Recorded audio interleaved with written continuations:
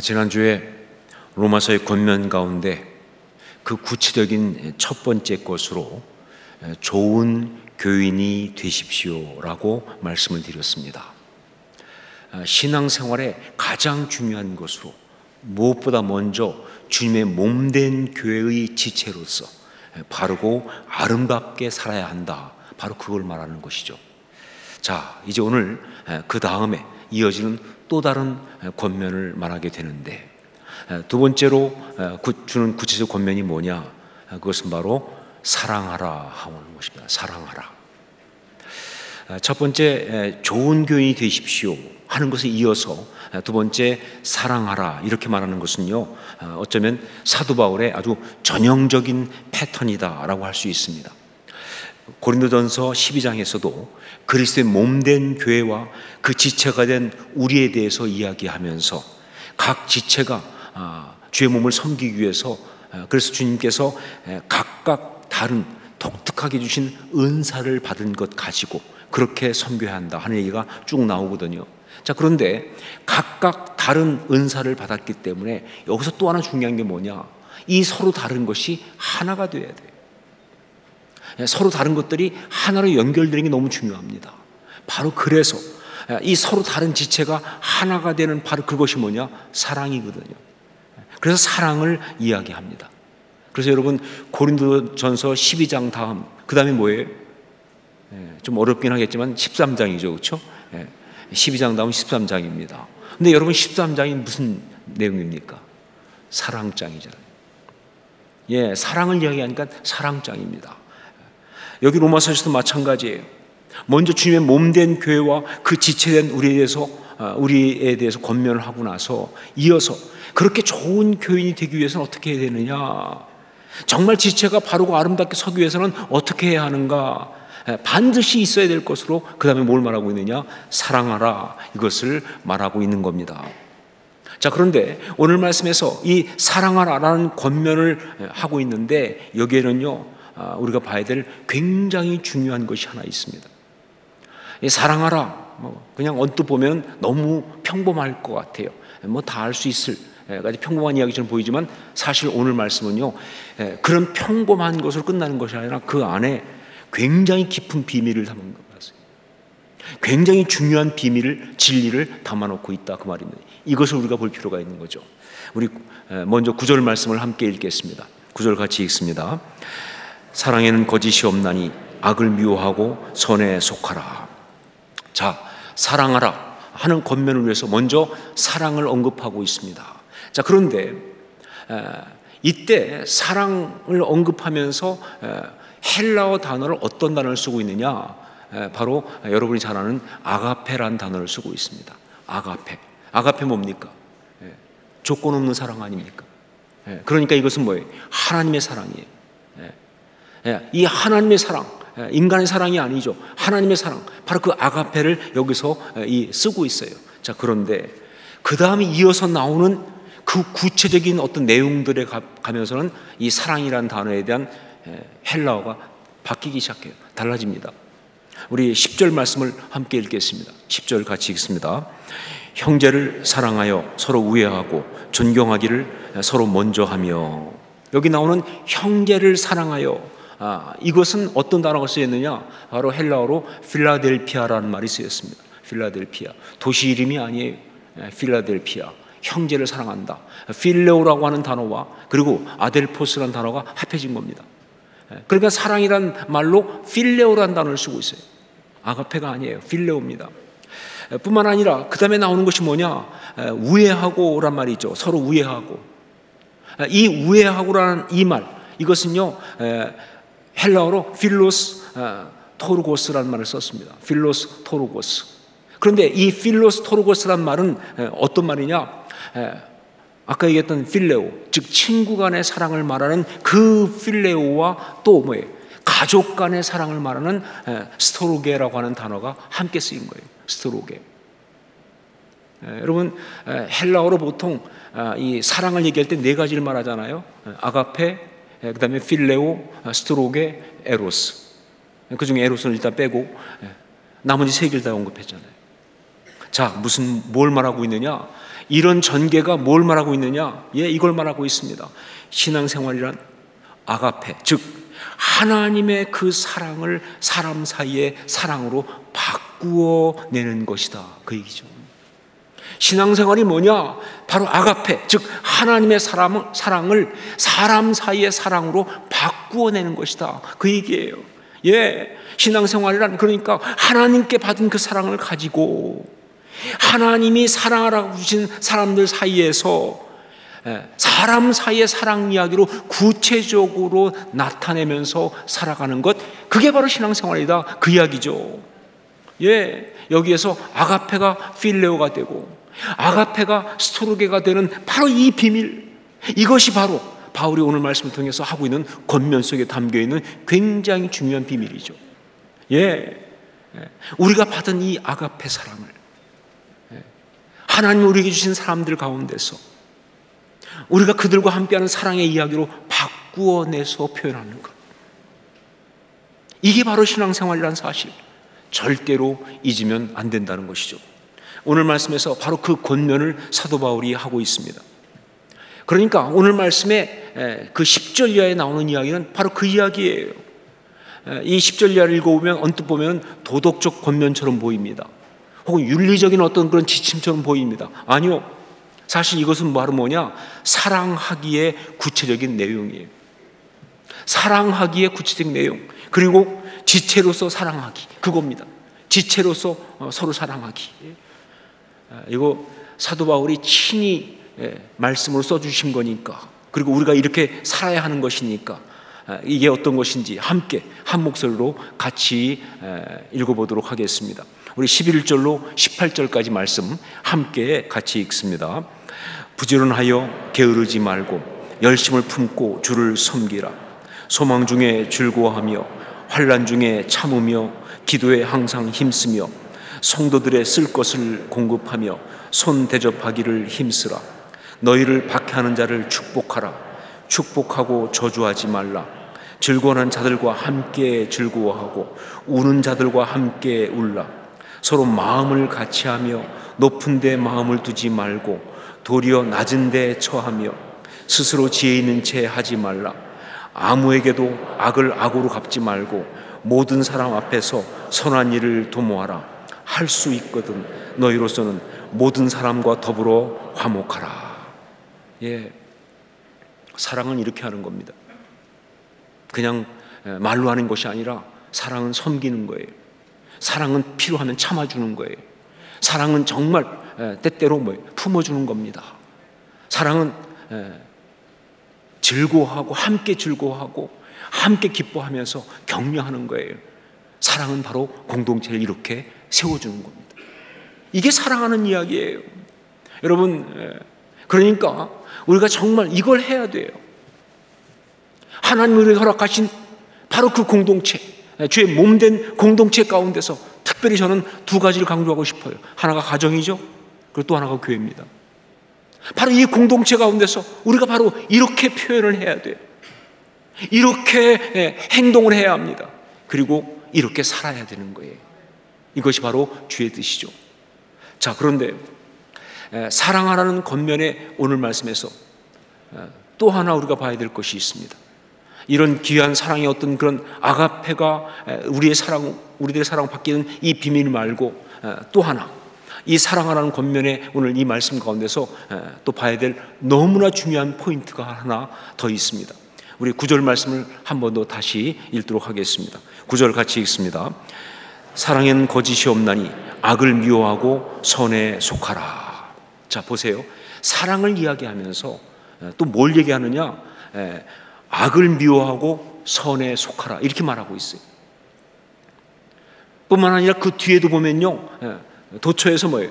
선함과 악함을 이야기하고 있습니다. 이게 무슨 얘기냐?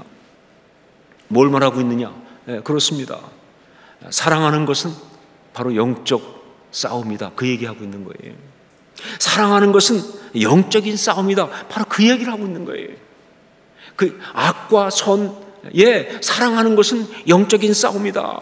특별히 이 아가페 사랑을 우리 가운데서 구체적인 사랑으로 바꿔내는 이것은요, 정말 치열한 영적인 싸움입니다. 예, 그 싸움을 이기지 못하면 표현될 수가 없어요. 이 아가페 사랑을 우리 가운데 있는 그 사랑으로 바꿔내는 이 일은요, 정말 치열한 영적인 싸움이고, 영적인 싸움에서 이겨내야 하는 그런 것이다 하는 거예요. 제가 한 번은 한 25년 정도 된 것 같아요. 그때 유진벨 재단의 대표인 스티브 린튼 박사의 강연을 들은 적이 있습니다. 자, 그런데 그때 그분의 그 강연 내용 중에서 정말 기억에 남는 것은요, 그분이 이런 얘기를 하더라고요. 자기가 몇 년 전에 북한을 갔었다. 근데 왜 갔냐면 빌리 그레함 목사님이 방북할 때 같이 갔다는 거예요. 이건 1992년도 이야기입니다. 그때 빌리 그레함 목사님이 북한을 가서 김일성을 만난 적이 있어요. 근데 그때 통역으로 누굴 데려갔느냐? 스티브 린튼 박사를 데려간 거예요. 그래서 자기도 갔다는 것이죠. 근데 그러면서 얘기하기를 뭐냐? 빌리 그레함 목사님이 왜 노년에 북한을 갔느냐 하는 거죠. 그때 빌리 그레함 목사님 나이가 75세 정도 됐거든요. 왜 노년에 북한을 갔느냐? 그 이유를 말하면서 이렇게 말하더라고요.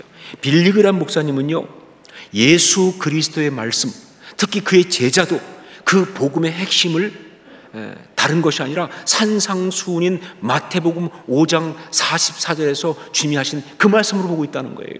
마태복음 5장 44절 말씀, 나는 너에게 이르노니 너희 원수를 사랑하며 너희를 박해하는 자를 위하여 기도하라, 이거로 보고 있다는 거예요. 그러니까 복음의 핵심이 뭐냐? 예수님의 이 말씀, 제자도의 핵심이 뭐냐? 다른 어떤 것보다 원수를 사랑하라, 이거로 보고 있기 때문에, 그래서 이 빌리 그레함 목사님이 평생 그 복음을 전한 자로서 이제 삶의 마지막 부분에 바로 그 말씀을 실천하기 위해서 미국의 가장 적대적인 나라가 어딘가 했을 때 북한이라는 것을 생각하고, 그래서 이 북한을 방문한 거예요. 원수를 사랑하기 위해서, 가서 이 사랑을 전하기 위해서. 그래서 북한을 방문하는 일을 했다는 그런 얘기를 하더라고요. 전 그날 그 강의를 들으면서 정말 충격받았어요. 무엇보다 그 복음과 제자도의 핵심을 그렇게 꿰뚫는 그 통찰 때문에 제가 충격을 받았어요. 예, 맞습니다. 우리 주님의 말씀, 복음의 핵심, 제자도의 절정은요, 바로 뭐냐? 원수를 사랑하라는 것, 그거예요.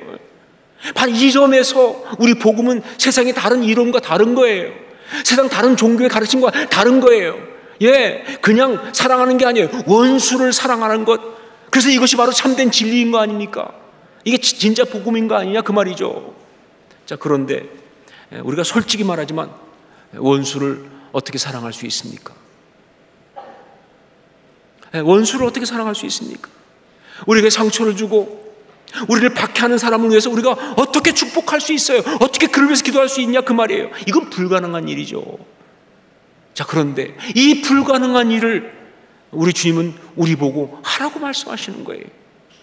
그냥 하라고 말씀하시는 정도가 아니라 이게 복음의 핵심이라고, 그러니까 그렇게 해야 한다고 그렇게 말씀하시는 거예요.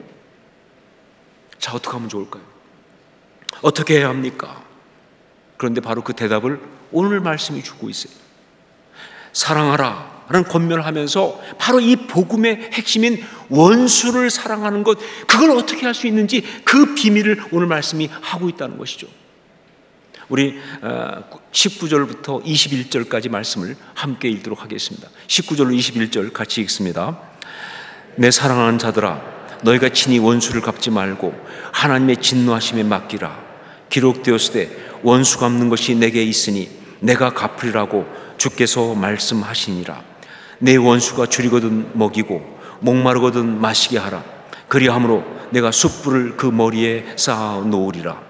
악에게 지지 말고 선으로 악을 이기라. 뭡니까? 어떻게 하는 겁니까? 예, 선으로 악을 이기라, 이거예요. 원수를 사랑하는 방법, 그건 바로 뭐냐? 선으로 악을 이기는 것, 그것이다, 그 얘기죠. 그렇죠? 여러분, 원수를 사랑할 수는 없어요. 인간으로는 불가능한 이야기입니다.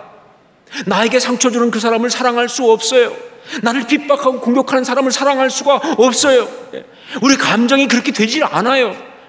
우리 마음을 그런 식으로 조작할 수 있는 게 아니잖아요. 안 되는데 말이죠. 어떻게 사랑해요? 아무리 애를 써도. 자, 그런데 감정은 안 되지만, 마음은 안 되지만, 그러나 우리 대적 마귀와 싸워 이기기 위해서라면 할 수 있죠. 예, 그것이 그냥 내가 사랑해야 하니까 하는 것이 아니라 대적 마귀와 싸워 이기기 위해서 하는 거라면 할 수 있다 그 말입니다. 아무리 힘들어도 참을 수 있어요. 견딜 수 있어요. 품을 수 있어요. 용서할 수 있어요. 얼마든지 축복할 수 있어요. 왜? 싸움이니까. 싸워 이겨야 하는 거니까 말이죠. 이게 중요한 포인트. 이게 중요한 포인트. 제가 미국에서 목회할 때 한번 타주에 있는 어느 교회에 집회를 간 적이 있습니다. 갔다가 거기서 그 교회 장로님 가정에 저녁 초대를 받아서 이제 식사하러 갔어요. 근데 거기서 그 장로님 부부가 간증을 하시는데 제가 너무 은혜를 받았어요. 이 장로님 부부에게는요 정말 귀한 아들이 하나 있었습니다.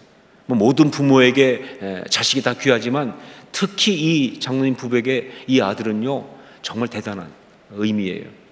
일단 아이가 미국에 이민 온 이유가 이 아들 때문이다 이렇게 말할 수 있을 정도 그런 아들이고요. 그리고 이 장로님 부부의 자랑이에요. 정말 열심히 잘 공부하고 그래가지고요. 그래서 뭐예요? 정말 주일학교 다 다니고 중고등학교 다니고 나서 대학을 아이비리그 대학을 갔으니까. 그러니까 뭐 너무 자랑스럽죠. 자, 그런데 문제는 그 대학을 간 다음에 일어났습니다. 이 아들이 대학을 가서 아마 공부가 힘들어서 그랬는지 모르겠지만 어떤 그 그룹에 들어갔는데 이 그룹이 문제가 있어요. 이게 일종의 반항하는 그룹이에요. 그러니까 권위를 다 부정하고 질서를 부정하는 자기 멋대로 막 하는 어떤 그런 아주 인본주의적인 그야말로 아나키 무정부적인 그런 그룹이에요. 여기 이 아들이 들어간 거예요. 갔는데 처음에는 가서 이 아들이 그동안 자기가 주일학교 때부터 갖고 있던 신앙의 테스트를 받았어요. 그런데 안타깝게도 이 아들이 결국은 통과를 못하고 거기에 넘어가 버렸어요. 그래가지고 거기에 그냥 빠진 거예요. 그러면서 반항하기 시작하고 그러면서 방탕하기 시작하고 무절제하기 시작하고 완전히 그냥 막 사는 거예요. 자, 그러다 보니까 부모와 엄청난 갈등이 시작됐습니다. 그동안 한 번도 그런 일 없었는데 그때부터 부모와 이 아들이 막 싸움이 붙기 시작한 거예요.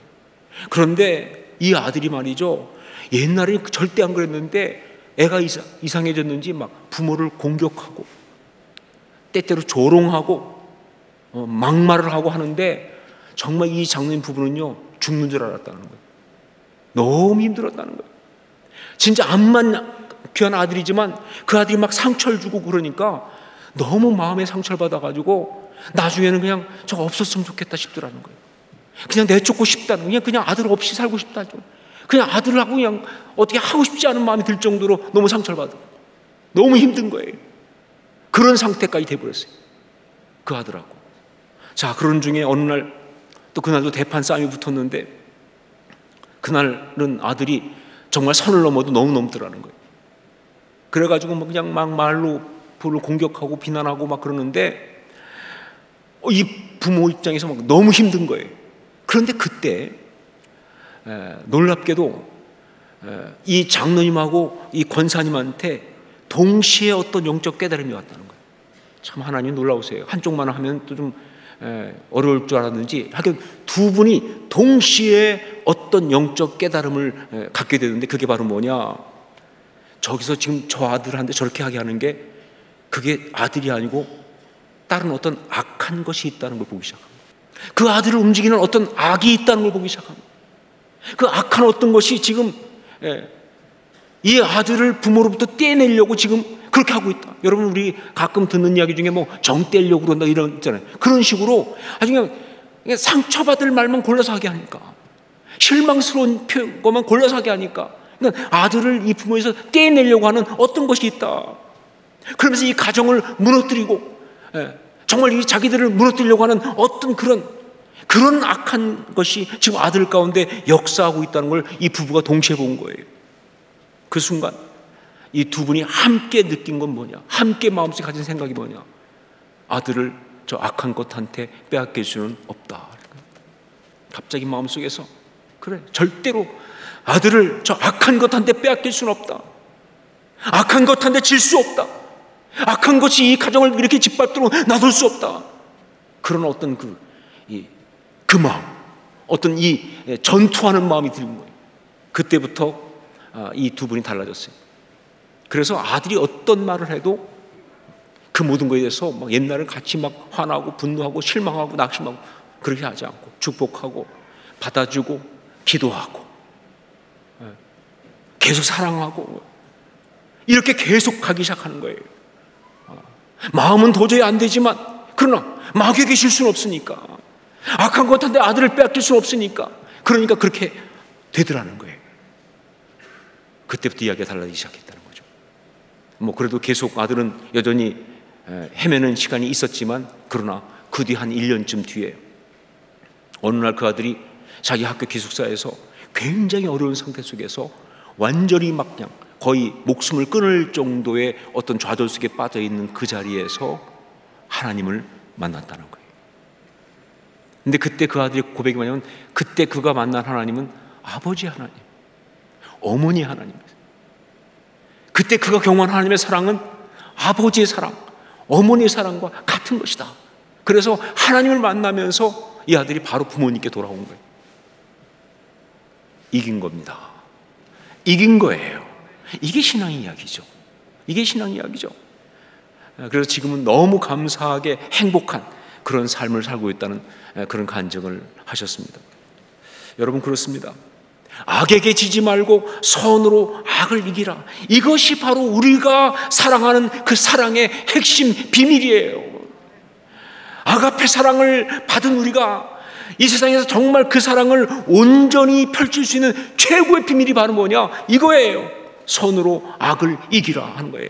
여러분, 자기 감정으로만 사랑하지 마세요.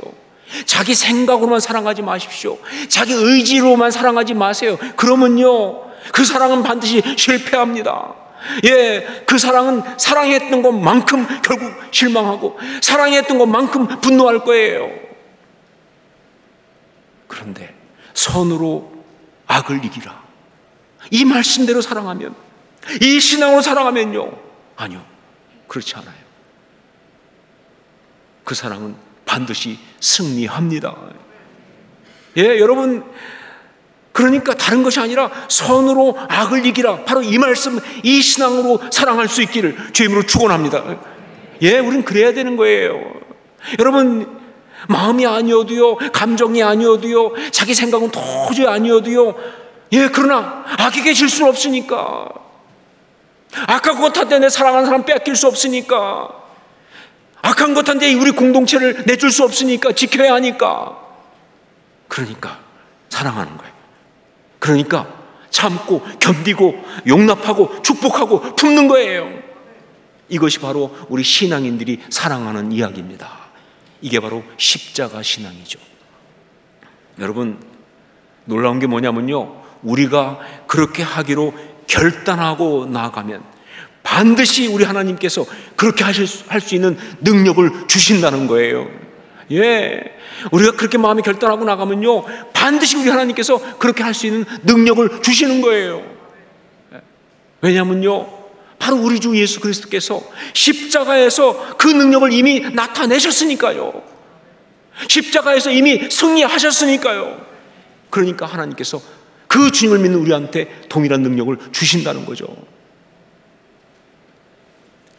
악에게 지지 말고 선으로 악을 이기라.